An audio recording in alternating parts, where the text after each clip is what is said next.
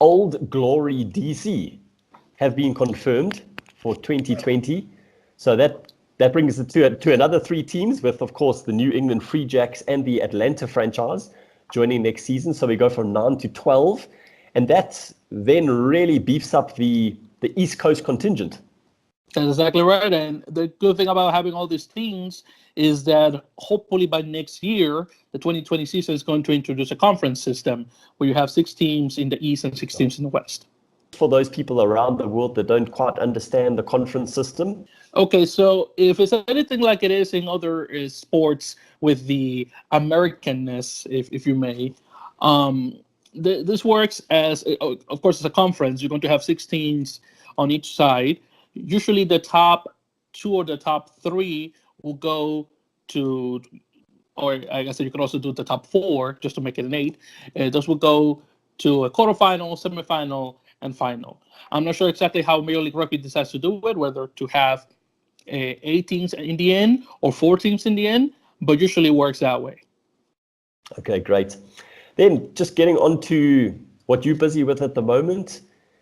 Can you tell us about your Spanish-speaking show and who your target audience is? Rugby is big in a country like Argentina in South America, but how is it growing in other countries and as well as the United States from a Spanish-speaking point of view? Okay, so just to start from the beginning, really the main show of ours, if you may, is Earthful Dirt, which is an English-speaking English language podcast where I originally started with my colleagues Corey Munson, Aaron Castro, and Dan Brown, and of course myself. Eventually, that of course evolved later to include our Josh Franklin and Leanne Madigan Freed, who are now mainstays on our show.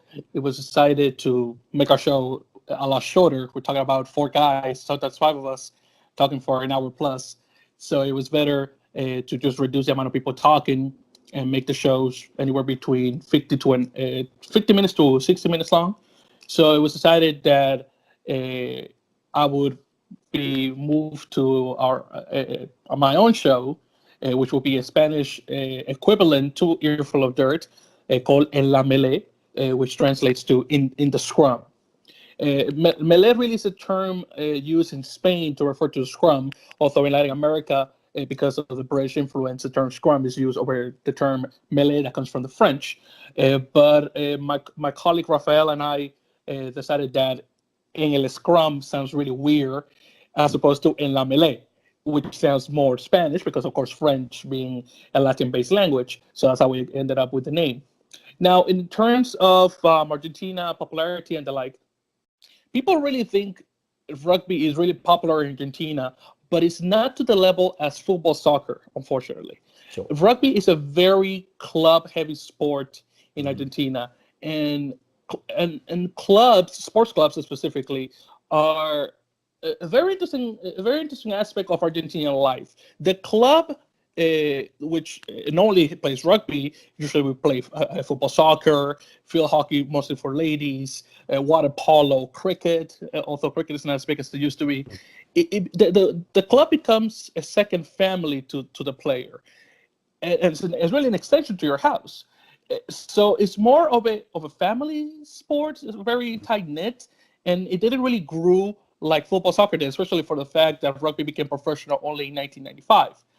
So, and also one of the reasons why Argentina took so long to sort of rise, because it was very amateur, and they like the fact that it's an amateur sport.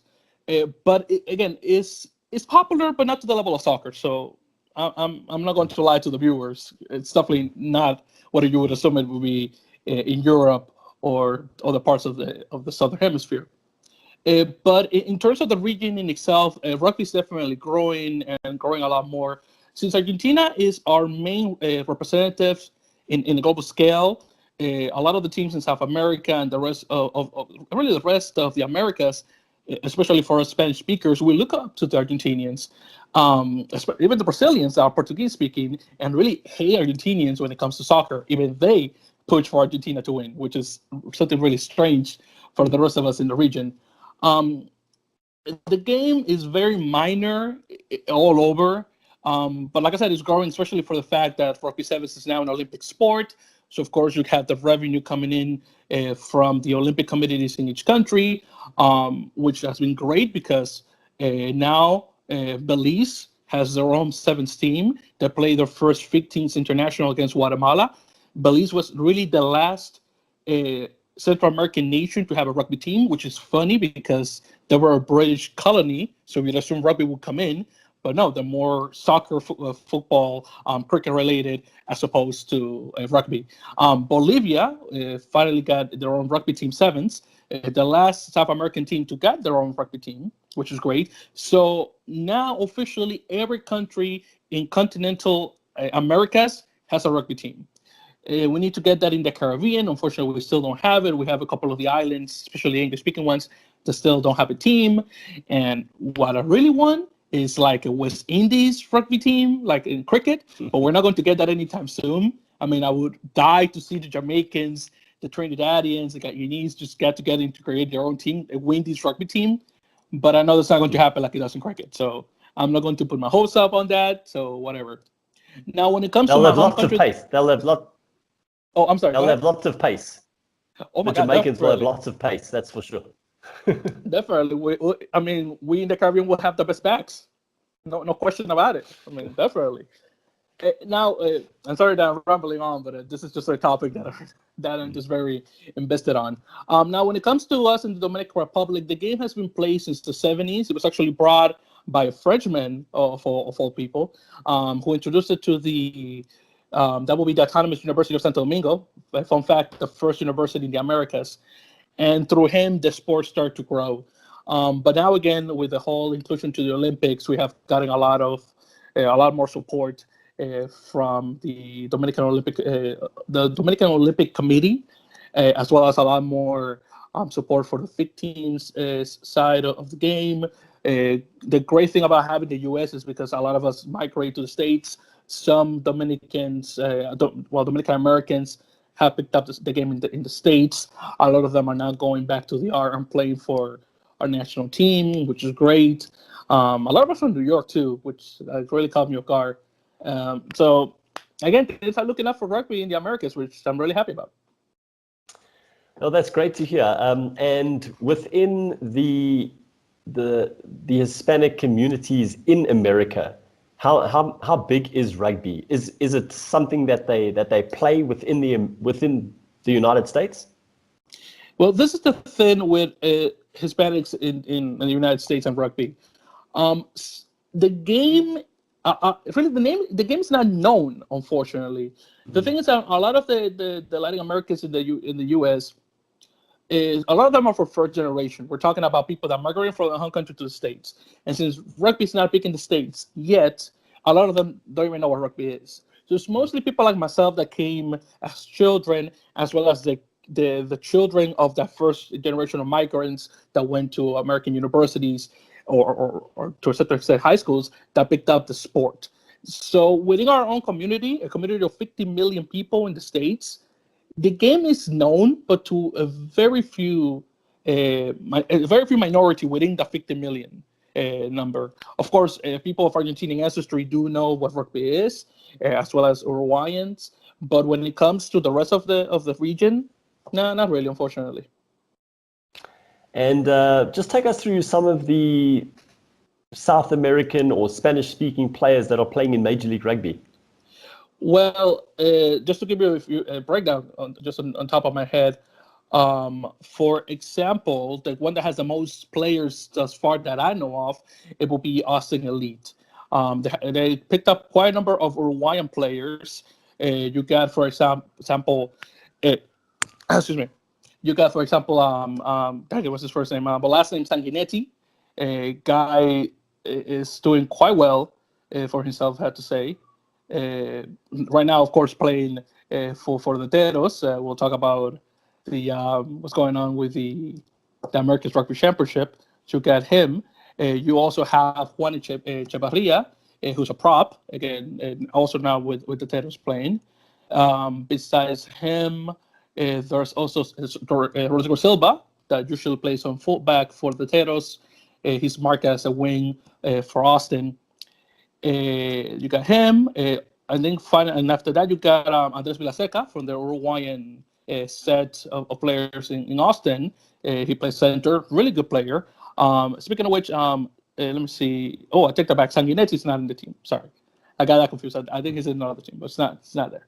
But you also have Marcelo Torrealba, who's from Chile, the only Chilean playing in Major League Rugby.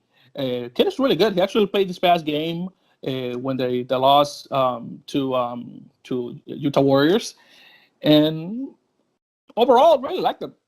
Kid is good. And then finally, you got who didn't really came from the whole Americas Combine that happened in 2018. You got Sebastian Calm, who's also Chilean. He already said that he wanted to play for the Eagles, so more than likely that's the team that he's probably going to play for if he gets picked up.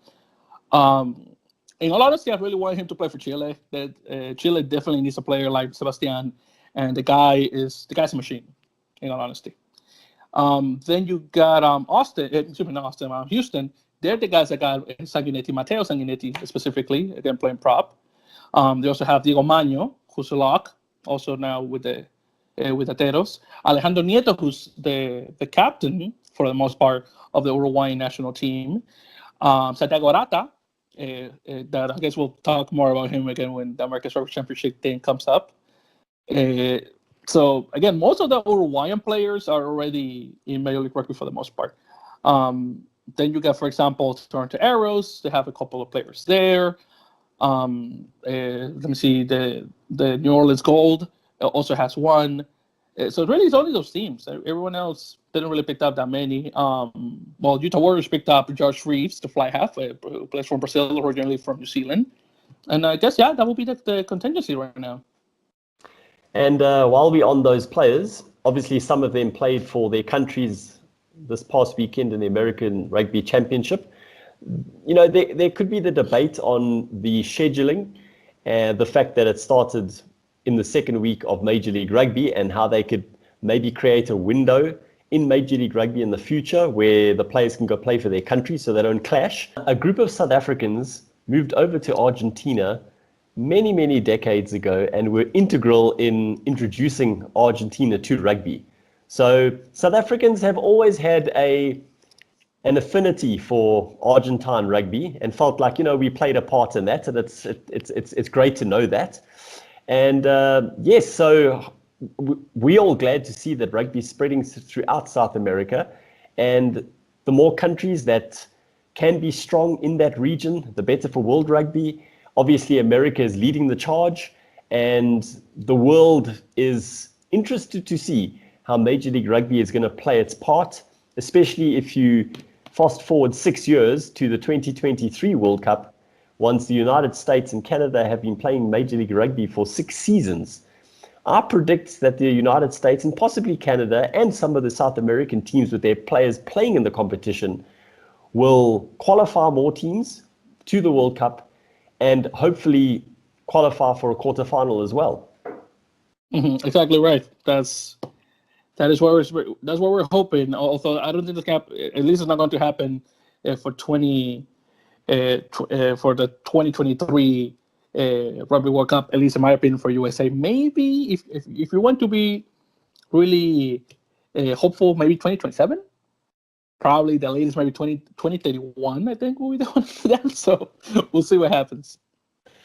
Well, who knows when South Africa is going to host it again, because we should have got it in 2023. I'm just saying. We had the best technical bid, and then obviously people did some backroom dealings, and anyway, France got it again. So we're still upset about that, but we'll get over it at some point. And yes, look, thank you so much for joining me. I'd like to congratulate you on being a recent rugby convert and knowing as much as you do about it, because believe me, there are people in South Africa that probably don't know as much about rugby as you do. So that's extremely impressive. And how can people listen to your show and Earful of Dirt? Well, in case I want to listen to me and pick up some Spanish, although I have to say, as a Dominican, we have the distinction of speaking very fast Spanish. So if you want to hear how fast Dominicans speak, you probably want to listen to En La Melé. We're on Twitter at En La Melé. That will be EN Lamele, en la Melé. Hopefully, if you know phonetics, you know how to spell that.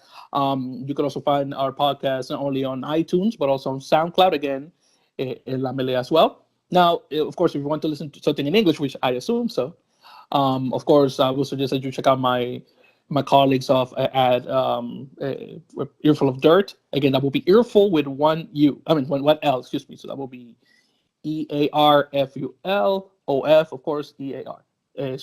So Earful of Dirt, DIRT. Don't know how to spell for a moment. But again, it's Earful of Dirt. You can catch us every Monday evening live although it's 10 p.m. So that will be too late for South Africa. So you probably want to wait until Wednesday when the episodes come up on iTunes. Just take us into the opening of your show and give us a bit of Fos Dominican Spanish. Oh, Lord Almighty. You just put me on. Prince Brendan, don't put me on the spot like this. Oh, Lord.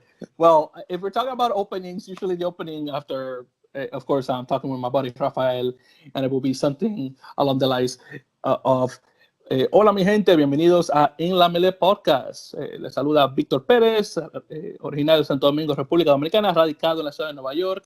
And then I will go on to my spiel after that. And as you can probably tell, that already sounds too fast already, so I'm just going to stop. Dit is baie goed. That is very good in Afrikaans. Well, there we go. So buy a donkey. well done on that one. That's brilliant. Victor, thank you so much. I appreciate it. And hopefully we can chat again and enjoy the third weekend of Major League Rugby. Thank you, Brendan. And again, wish you the best of luck with the show. And again, I'll definitely be checking you guys out all the way from here in South Africa, Rugby in the Major. So thank you very much, guys, for the coverage. Definitely glad that not only my guys off here for the dirt, but also you guys across the Atlantic are definitely keeping up with the league. So definitely really happy for that.